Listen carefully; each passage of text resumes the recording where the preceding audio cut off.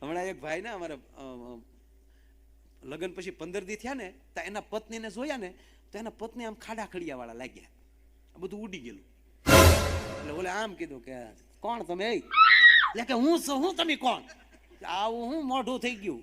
એ કે તમારા ગામનું પાણી જેવું છે, 15 દીમાં મારા મોઢાની પથારી ફરી ગઈ.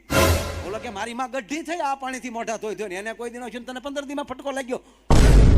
પછી એની પત્ની બાજુ બેસાડે કે એવું નથી ગુગુ.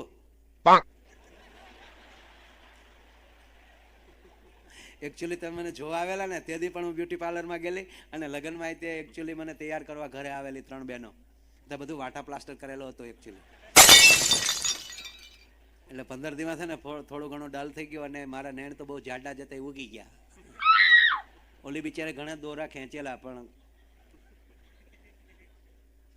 અચ્છા ઓલો કે એમ કે હા ક્યાં કરાવ્યું થવું?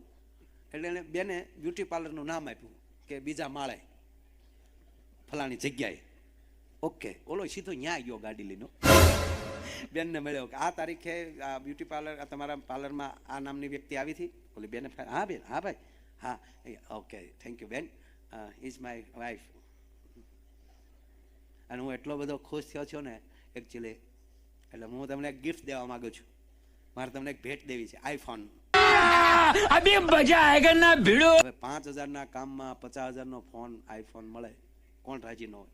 બેન તો રાજી થઈ ગયા. થેન્ક યુ ભાઈ, થેન્ક યુ. બેને બોક્સ લઈ લીધું. બોક્સ દઈને ભાઈ નીચે ઉતરે, હજી ગાડીમાં બેહવા ગયો તો બેને ઉતાવળાથી ઉપરનો કાગળ તોડીને જોવા ગયા કઈ કંપનીનો છે જોઈ લો. તો એ બોક્સ જોયું ને તો આઈફોન નહોતું. ખોલ્યું ને તો અંદરથી નોકિયા 3315 નીકળ્યો.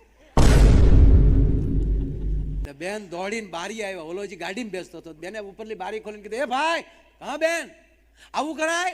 હું ઈ જ કહું બેન આવું કરાય?